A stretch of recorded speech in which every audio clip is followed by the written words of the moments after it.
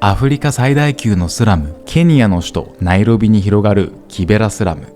キベラスラムには1日たった数十円の収入で暮らす人々が200万人以上もいると言われています。そんな過酷な現実の中で26年もの間、現地の子供たちに寄り添い続けてきた日本人女性がいます。その名は早川千秋さん。なぜ彼女は遠く離れた異国のスラムで四半世紀以上も活動を続けているのか。今回は千秋さんが運営するマゴソスクールを訪れ、その歩んできた道のりと今も続く支援の現場を見つめていきます。ケニア在住37年の早川千秋さんです。よろしくお願いいたします。はい、よろしくお願いします。簡単に自己紹介お願いできますか？はい、私はですね、ケニア37年住んでるんですけど、ケニアに永住してます。それでここキベラスラムっていう貧困地区なんですけどもね、このキベラスラムの人たちと長年お付き合いで、スラムの仲間たちと共にですね、孤児の子どもたちのレスキューと貧困の中で虐待を受けたり、あと親を亡くして親戚の間ずっとたらい回しにされてきて、スラムに連れてこられた子どもたちが働かされていたりとか、そういうところから逃げ出して不老児になったりストリートの子どもになったりした、いろんな事情の生活困窮した子どもたちがいるんですけど、そういう子どもたちを救済する学校、そして子どもの家をやってます。じゃあ今日はマゴソスクールの活動についてじっくり見たいと思いますので、よろしくお願いいたします。はい、よろしくお願いします。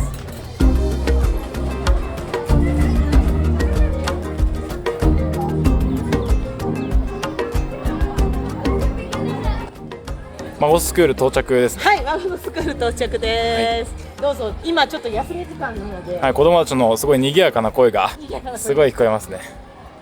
マゴソっていうのはどういう意味ですか？マゴソっていうのはね、穴ぼこ村の行き倒れになった人たちを助ける孤児のための学校。なるほどなるほど。っていうのの略です。あ、そうなんですね。フルネームがあります。なるほどなるほど。はい、ではどうぞ中に入ってみてください。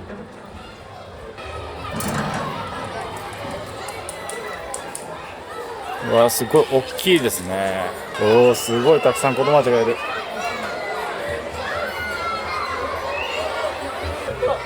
見せたいんだけども、はい、ここで給食を作ってます。給食室ですね。はい、どうぞどうぞ。中入ってください。あ、すごいいい匂い。失礼します。おお、釜が大きい。給食のお母さんのママギーで。ママギー。あら、フジャンボ、アサンテサーマ。アリブマです。おお、これは豆からできてる給食かな。This is a beans and maize。豆とあとメイズと呼ばれる白いトウモロコシから作られている給食みたいです。これ全部で何人分ぐらいのあるんですかね？ 600人分ぐらいかな。600人。はい、たくさん毎日朝とお昼に給食があって、あと土曜日は地域の皆さんのためのコミュニティ給食っていうのをやってるんですけど、月曜から金曜日まではマゴソスクールの子どもたちのための朝と昼の給食です。これ学校が休みの時もずっとやってるんです。貧困家庭の子どもたちだから、自分の家に食べ物がない人たちも多いから、これをほぼ毎日ここで作ってる。毎日やってます。朝も昼も。で、薪でこれ炊いてるんですけど、ああ、薪です。おお、すごい。薪代っていうか、ここスラムでもすごい高いんですよ。薪代高いんですね。やっぱり田舎と違って、はい、周りに木を切っていい木もないし、いろいろ廃材を使ったりとかしてやってるんだけども、熱効率のいいかまどをね、私のお友達が作ってくださったんです。だいぶ前だけど、20年以上前かな。職業訓練をやってるね、塩尻さんっていう、ね、方ね、仲良しだった。もう亡くなったんですけど、塩尻さんケニアで亡くなられたんだけど、はい、ちょっと紹介したいんですけど、彼女はシェリルちゃんと言います。シェリルちゃんはこの前高校卒業したんですね。今ママギーのアシスタントとしてここで働いています。お金を貯めて、こういう高校卒業して身寄りがなくって進学したいけどお金がない子たちのために、ここで働いたら1ヶ月あたり4000シリングだから、日本円で言うと5000円ぐらいか、お給料みたいな形で少しだけども払うんですね。だからそれを貯めて、それで将来は進学できるようにってことで、彼女も美容師を目指してます。シェリルちゃんは実は私にとってすごく思い出深い子供の一人なんですよ。私彼女に出会ったのはまだほんと小さい時で、多分2歳ぐらいだったと思う。2歳か3歳かそのぐらいだったんだけど、お母さんとシェリルちゃんで、あとお母さんもお腹大きかったんですけど、家強制撤去されて家がなくなって路上生活してたところに出会ったんですね。その路上でお母さんは野菜を売って生計を立ててたんだけども、その路上で陣痛が来て、それで赤ちゃん産もうとをしていたところに出会ったんですよ。結局最後出産立ち会いも私もしたんですけど、その赤ちゃんが亡くなってしまったんですね。でそのような状態でマゴソスクールにやってきました。彼女はマゴソスクールで育って、お母さんはずっとマゴソスクールで働いてたんですね。お掃除とかして働いてくれていたけれども、でも彼女が高校生になった時にお母さんも亡くなったんです。だからもう本当に完全に身寄りもなくなってしまったんですけど、でも頑張って勉強して去年ここ卒業しました。アサンテさんな。Thank you so much. すごい子供たちの数、すごい多さ。ここが職員室です。はい、職員室ですね。職員室、教室がなくて外でやってますけど、アサンテさんな。特別学級で障害のある子どもたちのクラスなんですね。ここちょっとぜひ子どもたちに出会ってみてください。特別支援学級の子どもたちですね。マゴソスクールの中にもハローThank you。 すごい千秋さんが子どもたちにすごい好かれてるのが分かる。Hello Yes Yes Yes Yes Yes Yes。 ここは特別支援学級の子どもたち。そうです。障害のある子どもたちのためのクラスなんだけど、ただマゴソスクールはね、インクルーシブ教育で、障害のある子たちもない子どもたちもみんなで一緒に学ぼうって学び合おうっていう感じの方針でやってるので、今も休み時間ずっとみんなと一緒に遊んでたけど、普通のクラスで学べる子たちは、例えばこのサラちゃんとかは普通の教室でもちょっと学べるんですね。だから普通の教室と並行してやってる子どもたちも多いです。先生のモニカ先生です。モニカ先生、Nice to meet you。ジャンボ。Oh, Nice to meet you。my name is Monica Kaita. I'm a class teacher. It's our special class. We have learners of どんな障害の子どもたちがいるかというと、脳性麻痺とか自閉症とか、あと知的障害、言語障害のある子どもたちもいます。聴覚障害がある子もいます。それでいろんな障害の子どもたちなんですけども、少しでもこれから生活の手助けにもなるように、そしてもし手に職でもつけられたら、そこから収入も将来的には得られるようにというふうな感じでモニカ先生が指導してくれています。スラムの子どもたちで障害がある子どもたちっていうのは、一般の子どもたちよりもまたさらに厳しいんですね。はい。Oh, she's Nani Caroline. カララインさん。ジャンボ。 Mother for Kayla Boga. ここの生徒のケイラちゃんのお母さん。あ、どうも。 The caregiver. はい、でここで介助スタッフ、先生1人と3人の介助スタッフでやってるんですけど、彼女自身も障害のあるお子さんがいるんだけれども、よくあるのが、障害のある子供が生まれたら、そしたらその嫁ぎ先で旦那さんと旦那さんのご家族からあなたのせいだって言われる、その女性たちの立場が低い、教育レベルが低い人たちであればあるほど、女性たちが不利な状況にあるんですね。もう子供を捨てろって言われて、捨てることなんかできないって言って、でその子供を抱えて家を出てきたっていうようなお母さんたちもいるんです。そうするとそういうお母さんたちがもう行く場所なくってさまよってスラムにやってきて、でスラムの知り合いの家に居候しながらなんとか子供を育てていこうとしていたり、あといろんな理由ですけど、例えば脳性麻痺の子が多いのは出産の時の事故っていうのがすごく多いですね。やっぱり妊娠してる時に病院に行ければ、そしたら早くに問題を分かって対処することもできるけど、そもそも病院に行くお金がなかったりで、最後出産する時に自分の家で自宅で出産する人たち多くて、そう自宅で出産する時にお産婆さんも呼ばずに自分一人でもう自分の力だけで出産する人たちって最低貧困者の人たちの中には多いんです。そうやって生まれる子供たちがすごく難産だったりして、首にへその緒が巻きついてたりして、で何日も苦しんだ末に生まれてきたけど窒息状態で生まれてきたりで脳性麻痺になってしまったりっていうケースも多いんですね。あとは後天的になる子たちもいます。生まれてきた時は大丈夫だったんだけど、でもマラリアになったり、脳性マラリア、熱帯熱マラリアとか脳髄膜炎になったりとか、それで結局障害が出てしまうっていうケースもあります。いろんなケースなんですけど、そういう子どもたちってスラムの家に閉じ込められがちなんですね。お母さんがやっぱ働かなければ生きていけない、今日働かなければ今日食べるものがないっていう中で、でもその子供を連れて行けるとこどこにもない。そしたらもう家の中に閉じ込めて、外から鍵をかけて一日中家の中で一人で過ごさなきゃいけなかったり、動き回らないようにさせられてたり、そういう子供たちを外に出していこうっていう気持ちでここの障害児の学級をやってます。私もウガンダの難民キャンプで働いた時、本当に障害を持っている方たちってすっごい大変な生活を送っていたのを見ていたので、障害を持っているお子さんたちに対してちゃんとサポートも手厚く行っているんだなっていうとこころを見てちょっと驚きました。ね、なかなかやっぱり十分なことはできないんですけど、やっぱり資金もなかったり、ただこの子どもたちこそやっぱり何かがあった時、例えば火事があったり、例えば暴動があったり、そういう身の危険に接することってスラムの中ではすごく多いんですよ。そういう時に一番不利な状況にあると思うんですね。一番の弱者だと思うから、だからできるだけそういう子どもたちがよりよく生きていける状況を作っていきたいということで、モニカ先生が助けてくれてます。はいこれじゃあせっかくなんで、この仕事をしていて一番やりがいを感じる瞬間はいつですか？ Oh, because I want these learners also to 自分がこの仕事をなぜやってるかっていうと、こういう障害のある子どもたちでも社会の一員として自分の居場所があってほしいし、そこでよりよく生きられるチャンスがあってほしい。だから私はこの仕事をしています。 also to advise parents with learners with disability how to handle their kids. で、親御さんたちに希望を与えられるっていうのもすごく重要だと思ってます。こういうところに子どもたちが来ることでね、でそれまでは親御さんたちももう完全に希望を失っていたりとか、もうダメなんだって思ってたりした親御さんたちにね、でも大丈夫なんだよって、こういう子どもたちも社会の一員に立派になっていけるんだからっていうふうに励ましていったり、あと実際にどんなふうに対応したらいいのかっていう具体的なことをお伝えできたりしていることが嬉しいです。 Any person with disability can do anything like any other person. で、私自身が思うのは、障害があるっていうことは不能だということとは違うんだ。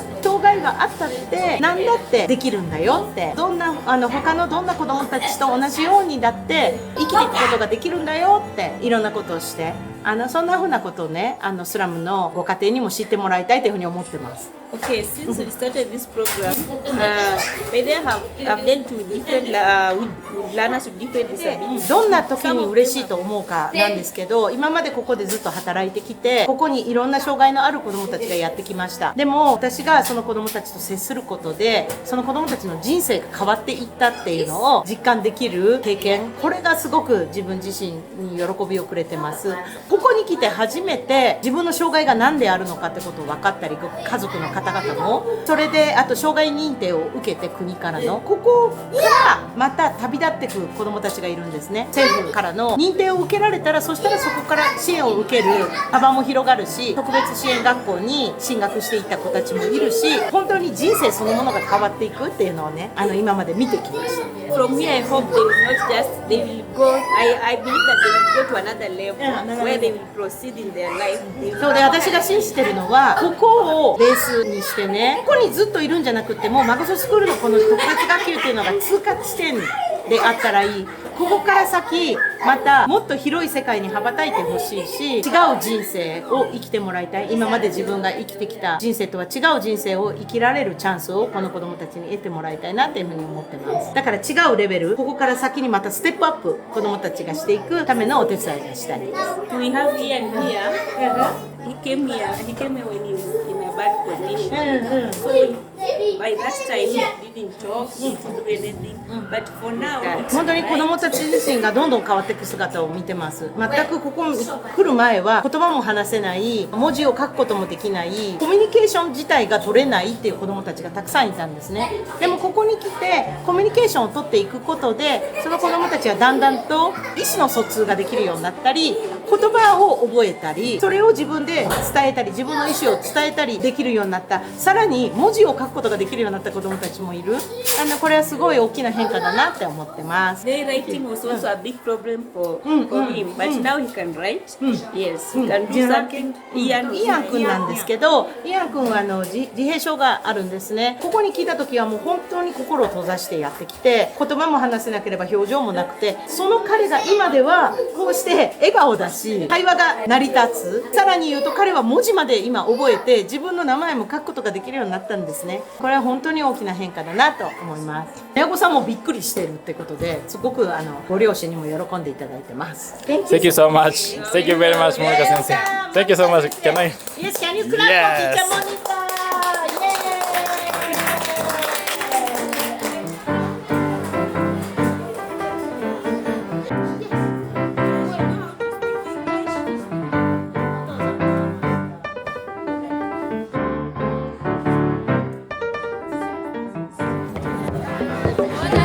はい、今からルオー族の伝統謡的な民謡っていうかをやるんですけど、これルオ族の伝統楽器のオルトゥーと言います。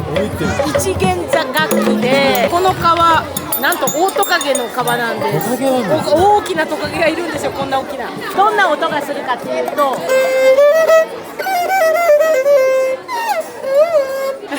すごい独特な音ですね。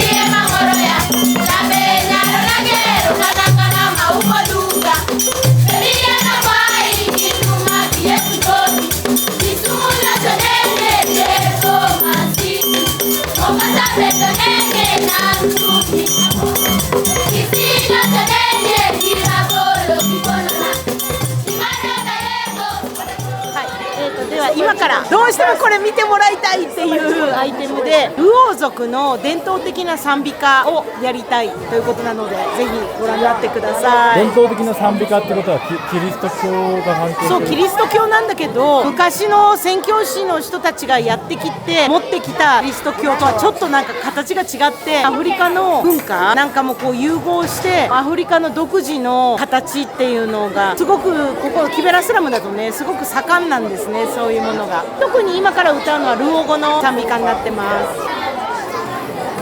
す。さっきの音楽を歌う時にも使っていた伝統楽器とキリスト教の十字架が一緒になっているっていう光景はなかなか独特ですね。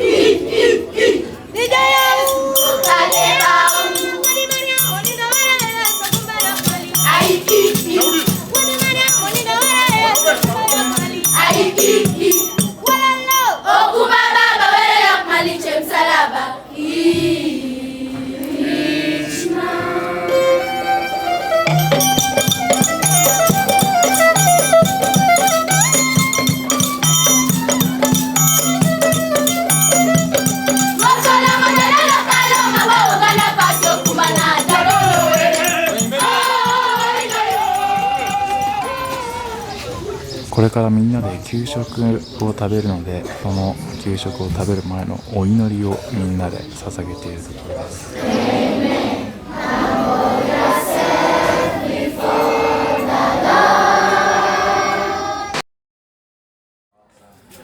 Why do you think music is very important for children? I think because of various reasons. One, music is therapy to me, and I also think it's also therapeutic to the children. When we are in problems, we sing to relieve stresses. When we are happy, we sing praises. And when we are thinking of in a deep thinking, we sing to come back to normal. So singing is very important too. Number two, singing is part of us. We've been brought up singing. So we sing because it's our culture also. It's our culture that every time we think something is bad, the only way we can do away with that is singing. Again, we sing also to make our children happy. Because some children, when they come from home, they come stressed. So when they are stressed, they come to school expecting a lot from the teachers. So the teacher must be happy, must give hope, and the best way to give hope is through singing.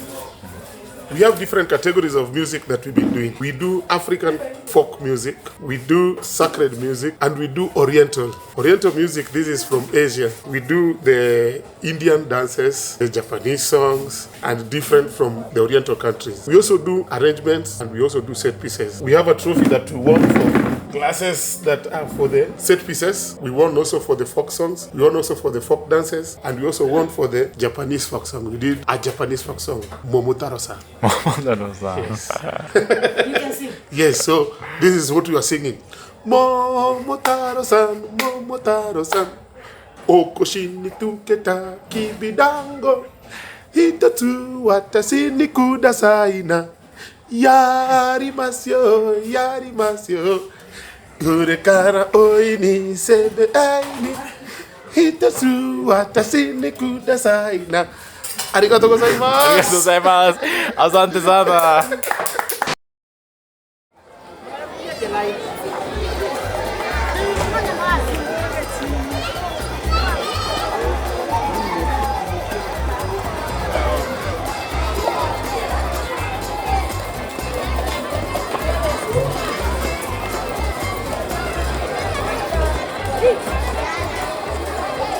メイズ、トウモロコシと豆を給食に使っているっていうふうにおっしゃったんですけれども、それが一般的な食べ物だからですかね。まだ子供たちの数がこんなにいっぱいじゃない時はいろいろとメニューにして月曜日や何火曜日や何ってできたんだけども、はい、今とにかくどんどん子供たちがいっぱいやってきて人数が多くて、そうするとまずかまどがここ3つしかないんですよね。薪で作る大きなかまど、あと資金的にも十分あるわけじゃないから少しでも腹持ちのする栄養価もできるだけ高いものを選んで出してるって感じなんですね。で朝ごはんは四国冷えのポリッチ、おかゆみたいな感じのものを作ってて、これお昼ご飯がギゼリっていう白いトウモロコシと豆の煮込みなんですけど、ここに住んでる子供たちはマゴソスクールにね住んでる子供たちは夜ご飯もあるんですけど、通いできてる子供たちは家に持って帰れるようにこれちょっと容器が蓋付きの容器とかみんな持ってきてる。家に帰ってもご飯がない家庭の子たちも多いから、だからお家の人たちのためにも持って帰ってもらって、妹や弟たちがいたり、あと病気のお母さんがいたり、おばあちゃんと暮らしてる子がいたりとか、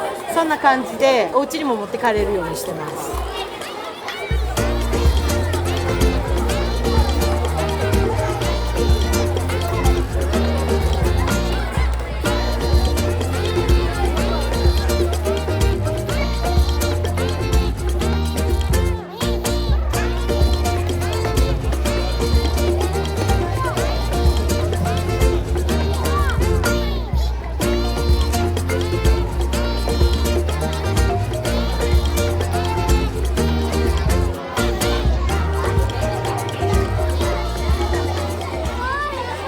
でこのマゴソスクールの給食なんですけど、実はこれね日本の子どもたちがめちゃめちゃこの給食募金に協力してくれていて大活躍してくれてるんですね。日本の一般の方々もたくさんの方々にお気持ち寄せていただいて、それでこの給食って続けられてるんですけど、特に子どもたち、日本の子どもたちが、私日本に行ったら日本全国各地のいろんな小学校とか中学校とか高校とかで講演会をしてるんですね。そうするとお話を聞いてくれた日本の子どもたちが遠いアフリカのお話なのにすっごく響いてくれるんですよ。ケニアのキベラスラムのお友達のために僕たち一体何ができるんだろうって感じでみんなで話し合って、子どもたちが話し合って自分たちで自主的にいろんな活動を始めてます。例えば子どもたちで募金運動を始める子どもたちがいたり、その募金運動も先生たちにも協力してもらいながら、例えば校門の前で何日間か募金運動をやる日を作ったり、あと職員室の前で募金運動をして先生にお願いしますって昼休みとかにしたりとか、大阪のある中学校ではなんと子どもたちが話し合って自動販売機学校にあるけど、あの自動販売機ってその収益はどこに行ってるんだろうなんて言って、で校長先生に相談したりして、自動販売機の会社の人にも相談したりして、自動販売機の会社の方がですね、担当の方がまたものすごく協力してくれて、マゴソスクールを知ってほしいっていう自動販売機ができたんですよ。でそうしたらそこで飲み物1本買うと10円がマゴソスクールのこの給食募金に募金されるっていう風なシステムになって、そしたら近所の人たちにもそれが知れ渡って、近所の人たちにももう学校に買いに来てくれたりしてるっていうことなんですよね。で本当にいろんな形で温かいなってありがたいなって思ってて、みんながこれを応援してくれるから、自分の家にはご飯がないっていう子どもたちも多いから、だからこの学校の給食っていうのが本当に重要なんですよね。これだけは何としてでも続けていきたいと思ってます。このマゴソスクールでは朝と昼のねご飯を提供しているらしいんですけれども、1日あたり子供1人が朝と昼を食べるためのお金が50円らしいです。さっきね千秋さんも言ったみたいに、そういった給食のための寄付を日本の子供たちが集めてくれているっていう、そういう状況があるみたいなんですけれども、1日50円っていうことは1000円の寄付でも20人の子供が1日分食べるための食事を提供できるとか、逆に考えると1人の子供が20日間食べ続けるためのご飯を提供することができるので、そうやって考えるとね、日本の皆さんが出す寄付でももしかしたら子供たちの人生を支えられるかもしれない、そんな風に分かりやすくね具体的な数値で考えるとそういうイメージができるようになりますよね。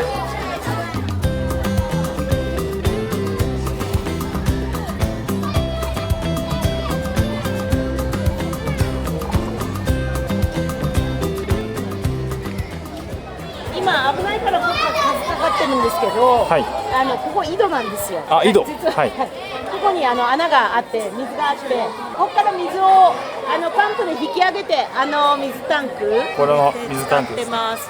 こっち側の水タンクは雨どいを使ってこれ水を集めてる。はいはい、雨が降った時なんですにけど、そう溜まるんですね。そうだけどスラムの場合、雨どいを伝ってくる水って実は使えないんですよ。ちゃんと飲み水とか、例えばネズミがいたりとか、あと病原菌、ネズミがまたペストを運んだりとかするじゃないですか。それでここの環境からすると清潔な水と言えないんですね。だからこの井戸水がある、はい、開けてくれた、はい、これ結構深いんです。あ、結構深い、下が全然見えないぐらいですね。めちゃめちゃ深い、はい、でも毎日朝になるとまた水いっぱいになってるんですよ。地下水なんですね。へー。この井戸水は何なのかっていうとね、まず一番最初マゴソスクールが始まった時にリリアンの自宅の長屋の一つのボロボロの部屋で始まったんです。そのスラムの人たちにとってね、自由にいられる場所っていうのがなかなかないんですよ。全部家賃が発生してるから。だから私ここに長屋を買ったんです。ボロボロの長屋だったんですけど、ここちょうどここなんですけどね、ここでその長屋に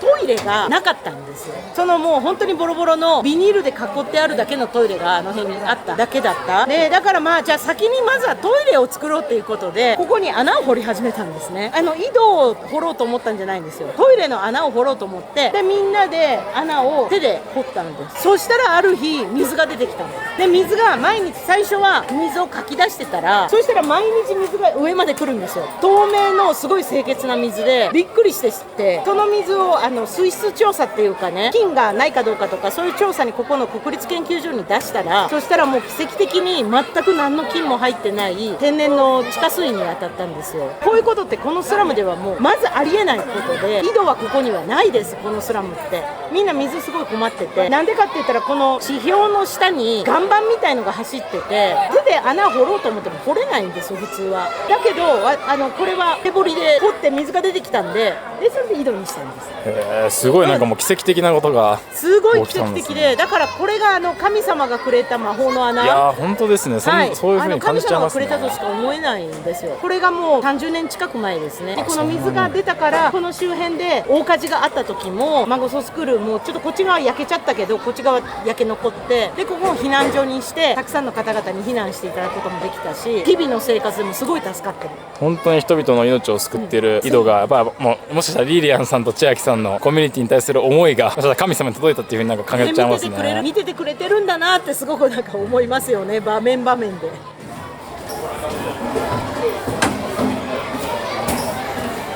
マゴソスクールの創設者のリリアンさんが私たちのために昼食を用意してくれたみたいです。子供たちが食べてるやつもね、ちょっと後でいただけたらなと思うんですけれども、おそらくこれかな。Can you explain each of dish? We have skuma, then we have cabbage. これはキャベツです Yeah, ね。 then we have This is kale. Yeah, this is kale. これはケールで This す is ね。 cabbage. キャベツ、 Then this is our traditional vegetable. We have cowpeas. カルピス。これ伝統的な料理です。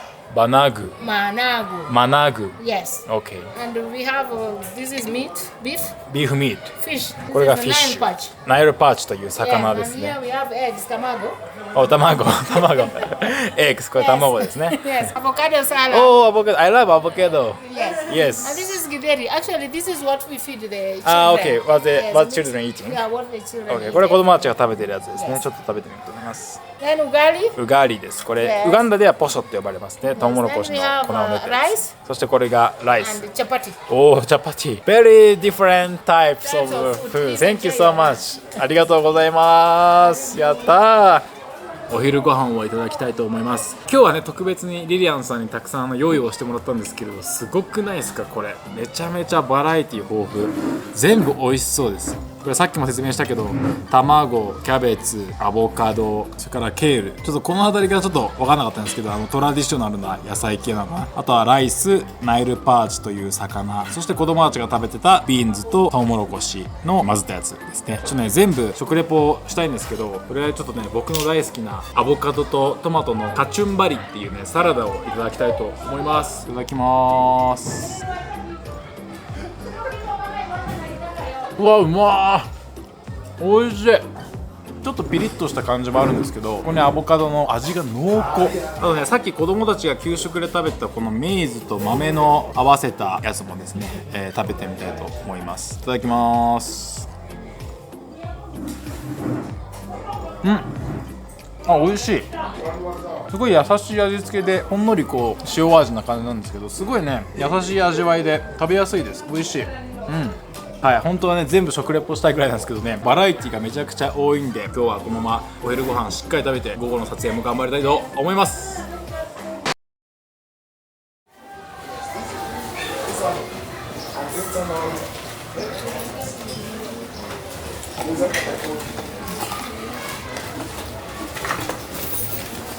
Junior secondary school.